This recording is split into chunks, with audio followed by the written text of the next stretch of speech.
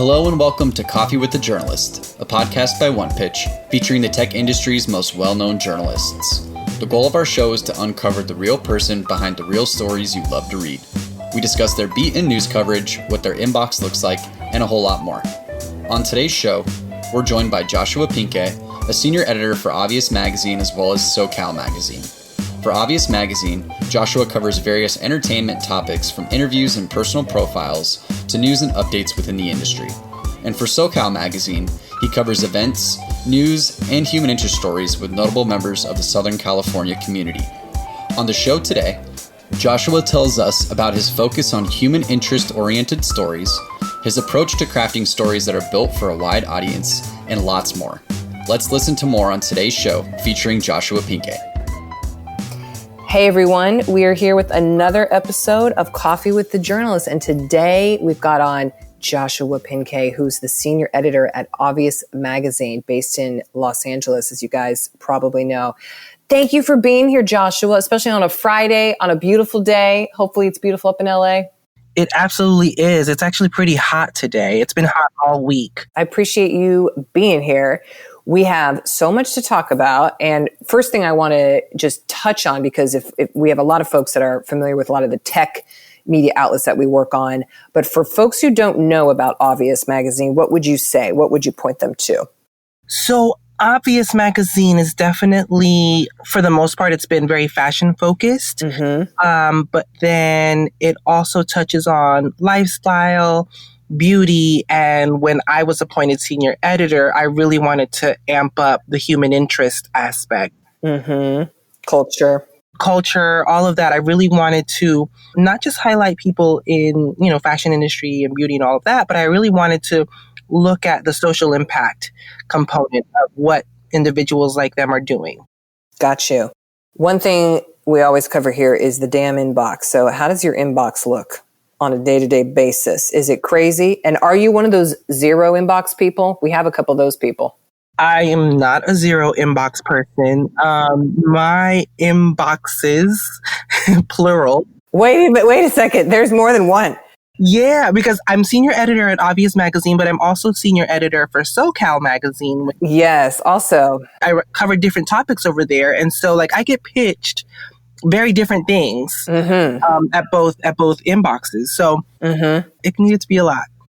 Gosh. So then, how do you handle that? And I should have mentioned that too. I know Jared just mentioned in the intro, but you also have the senior editor role for SoCal Magazine. And you've also had almost in tandem you've been there even longer than that. So let's even back up for a second with SoCal Magazine. For folks who don't know, give us a scoop on that.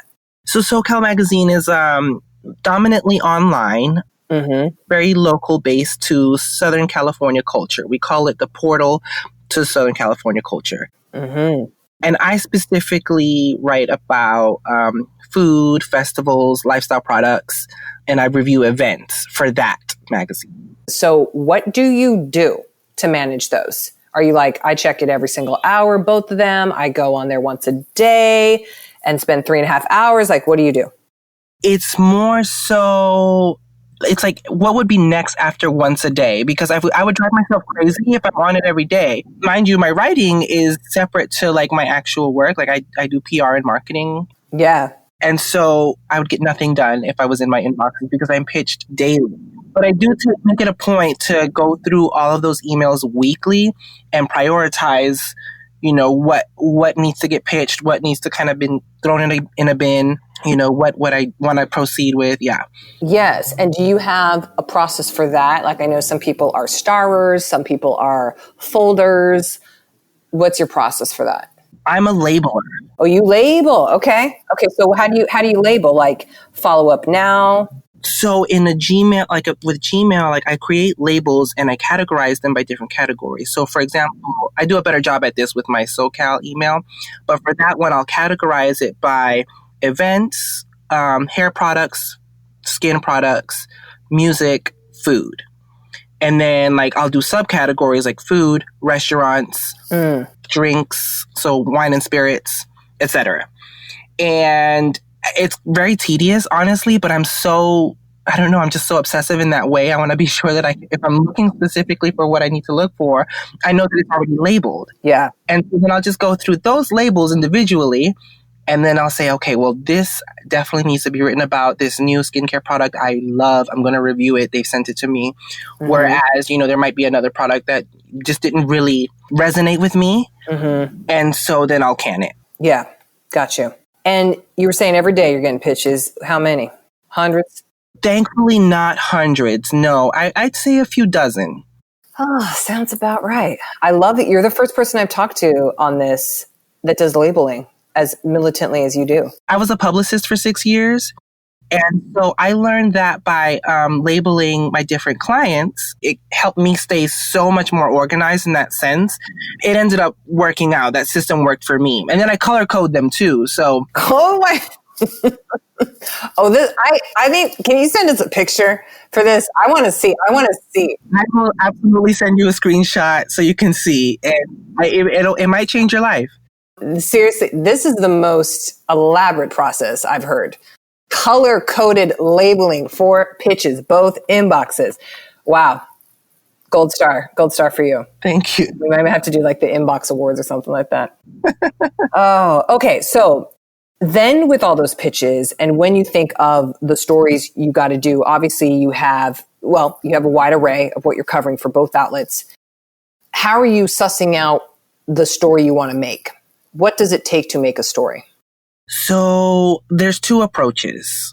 For SoCal Magazine, I particularly I pay attention to my audience and who's reading my stuff. And in all honesty, I don't speak to a luxury audience. Mm-hmm. I like products and items that are accessible. I like experiences that are accessible because I think that's the wider audience. Mm-hmm. So that definitely is a factor in what I choose to feature. I want to speak to real people. And so if I'm offering or writing about luxury items that most people can't afford or probably would never get, mm-hmm. it doesn't immediately resonate with me. I'm not really so inclined to feature it. And then when it comes to obvious magazines, since I focus more on the human interest side of things there, pitch me all you want. Tell me that you're a great actress or that you're a singer or that you're this or you're that.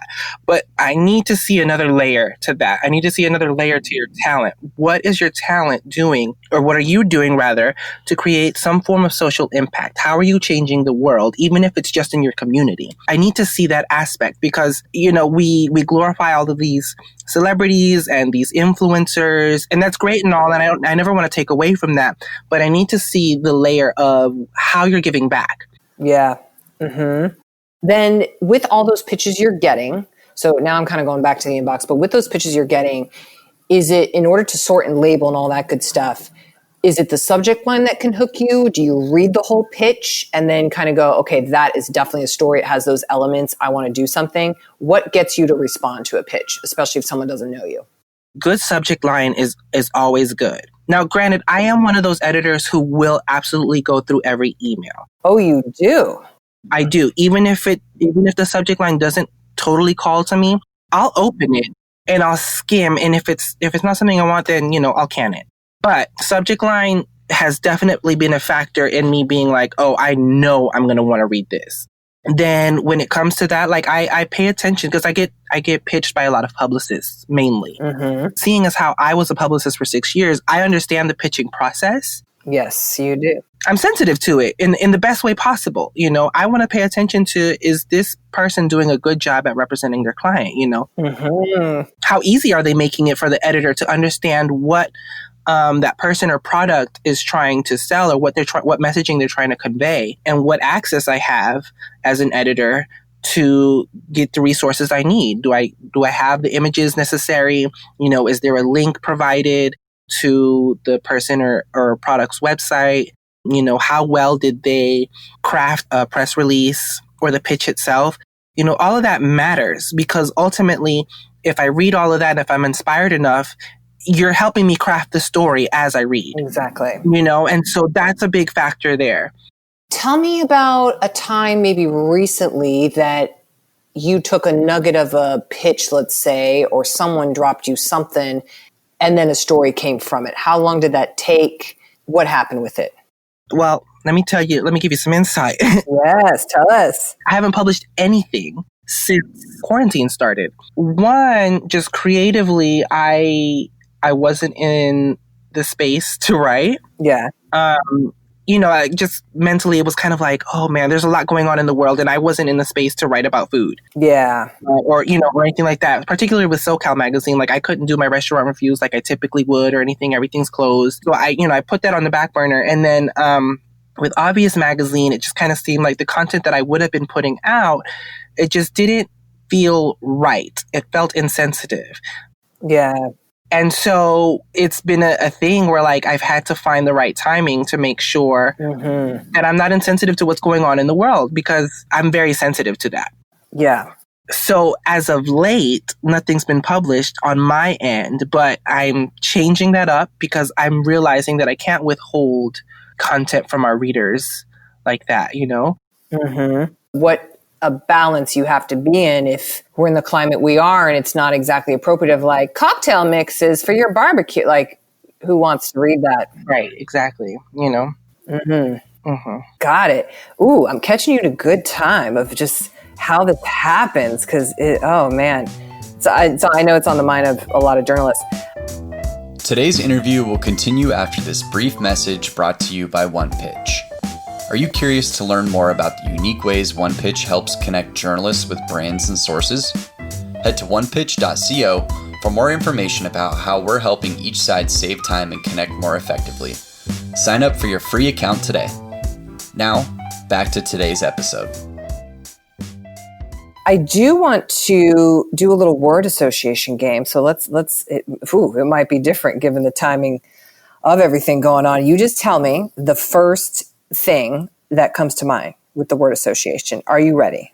I think I'm ready. Okay. Let's see. There's no wrong answers. Okay. Food. Life. Drink. Cocktail. Hobby. Fun. LA. Weather. Actors. Overrated. Fashion. Overrated. Events. I miss them. Yeah, me too. Branding. Essential. PR. Annoying. Talent. Multifaceted. Social media. Annoying. Journalism. Important. Pitch. Stress. Inbox. More stress. That's the whole list. That was good. Annoying. Funny from a former PR person too. All this is. Yeah. It's still annoying. Yeah. Yeah. Joshua, what are you reading? How do you read? What do you read? Tell us everything. Books, podcasts. Well, I guess I was listening, but yeah, what do you read? So I used to like really be into nonfiction.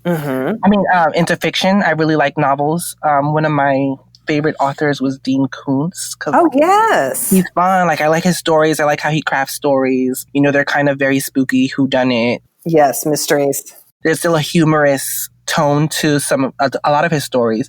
So I've been a fan of his for a few years. But as of late, I've gotten into nonfiction, particularly with younger authors whose stories just really resonate with who I am and where I am in my personal intersectionality. For example, I started reading All Boys Aren't Blue by George M. Johnson. It's a memoir of being a Black gay man and what his life has been like through his adolescence, trying to walk that line of intersectionality, being a Black man and being bullied. He really highlights that in a way that is informative. And I think for a lot of young people who might be reading this, they could really relate. It's far and few where we have these types of stories. And so I really appreciated that from George and him sharing that memoir with us. So that's something I'm reading. And that's a book that just came out, I believe, in April. So it's pretty fresh. Mm-hmm. Yeah. And then I haven't started reading it yet, but In the Country We Love, My Family Divided by Diane Guerrero. And so that book is about the story about her experience being a 14-year-old girl coming home from school one day just to find out that her parents have been deported for being undocumented citizens. And so it's a chilling tale of what that experience was like for her, having to, not have her family around at such a young age. She was born in the States, so she was American and she was able to stay. But, that to me, like it's such an important story. And it was very, very personal to me. And I really wanted to read it. And then another book that I haven't started yet, but is I Don't Want to Die Poor by Michael Arsenault. So he wrote the book I Can't Date Jesus. I was like, I know this is familiar. I've heard it. Yeah. I Don't Want to Die Poor. Yep. Yeah, he's a humorous writer, but particularly from his own experience. So in I Don't Want to Die Poor, it's a book of essays about what it's like for him trying to navigate living in America, living in, trying to pay off his student debt, while at the same time trying to pay off emotional debt. Again, another queer author who I admire, and I really like. Stories like that really resonate with me. I think they're really important, and they make sense to who I am and where I am in life right now. Oh, great recommendations. Damn. Did everyone get... How about, Joshua, could you say, just for everyone listening here, those 3 books once again? Yes. So All Boys Aren't Blue by George M. Johnson. In the Country We Love, My Family Divided by Diane Guerrero. And then I Don't Want to Die Poor by Michael Arsenault. Summer reading for everybody. One podcast that I've been listening to is Con Todo. It was created by Netflix. It's hosted by Dasha Polanco, which she's an actress on Orange is the New Black. Mm-hmm. It's specifically about highlighting Latinx individuals and how they identify. I always have questions about identity. And so me personally, it's been the first time I've ever been able to hear stories or, first person accounts of, how different people in the Latinx diaspora identify and what their experience has been living in America. Yeah, it's a great podcast. And it's in English. It is in English. Perfect. Speaking of just books and the media that we're talking about, and podcasts, what do you feel about the future of journalism? The future of journalism, I think it's tricky because I feel like a lot of people look at the media negatively. Yes. You get politics involved and whatever, but journalism, I feel, will always be an essential tool. It will always be like, that's how we get the news. That's how we learn about things. Whether you're learning about something about, foreign policy or whether you're learning about, best cocktail, it doesn't matter. This is how we absorb information. And so my hope for the future of journalism is that people take it more seriously, that people respect it as a career, that people respect the journalists who want to be the messengers, that want to be the gatekeepers of information. I love having that and being able to do that and provide whatever bit of insight that I can to my readers. I'm just naturally an optimist, and I want to think that only good things can come from real journalism in the future. And that's what my hope is. Mm-hmm. It's so interesting. The first season we did of this show with all these journalists, that question was pessimistic and not optimistic in the least, and is kind of downtrodden in a sense of just like, yeah, we need it, but I don't know, oh geez. And this season, despite this pandemic, despite everything, has been refreshingly hopeful, optimistic, resounding. Everyone I ask of like, hey, would you go back into this if you could rewind, let's say back to your college days of what you were going to do? Everyone says yes, they would do this again. Is that the same for you? I would say, yeah. My scenario is a little different because I didn't even study journalism. I have a marketing degree and fashion. Yeah, but I found writing in high school. I was on the yearbook staff, and I had excellent English teachers, and they helped me discover what writing was. I fell in love with words, and it was a muscle that I didn't know I could flex. Mm-hmm. And so I had instinctively always had that. And so through college, I was studying fashion and marketing and all of that. Like I fell in love with that aspect, but the writing never left. The words were always there. Mm-hmm. And so when the opportunities came for me to start writing and to be able to use my pen, for editorial pieces, it was just like second nature. Mm-hmm. It was there. And so I still had my other trades, but the writing was just a part of me. And by all means, I wouldn't trade that for anything. Yeah, it sounds like it's with you for life. Mm-hmm. Isn't that? Oh, I love that. I'm going to write a book one day, I'm sure. Yes. Oh, yeah. Oh, I know you are. Oh, yes. It's coming. Well, the last thing, Joshua, for us today is a fun little Mad Lib. Okay. They're often quite accurate, but we'll see. Sometimes they're just flat out funny, but we'll see. So I'll give you what I need, and then I'll read back to you what we end up with. Are you ready? I'm ready. Okay. What's a catchphrase? Just any catchphrase. I said what I said. What about a journalist scare phrase? A journalist scare phrase? Like deadline. You know what? That is a scare phrase because Okay. I really don't have deadlines. Thank God. There you go. Let's put that. Okay. How about an empowering journalism buzzword? Authenticity. Yes. Let's put that down. Then, what about just an adjective? Optimistic. Optimistic. What about a part of a pitch? Let's say press release. Press release. Okay. What's another adjective? Silly. Silly. Great. And then part of a pitch. Closing. Okay. Amount of time. 6 days. That is precise. Okay. Another adjective. And then we're almost done.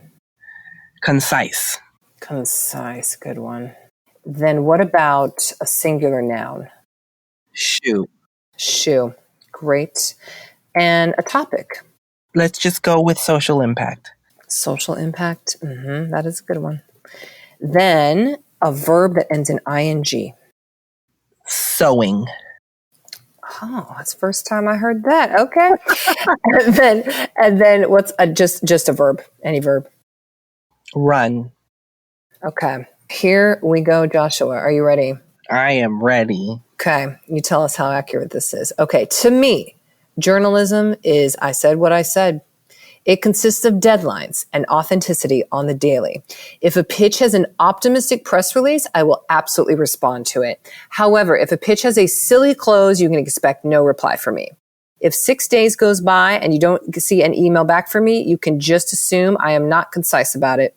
The best stories always have shoes and are usually about social impact. The best way to reach me is by sewing it over to me, but you can also run it by me. I love it.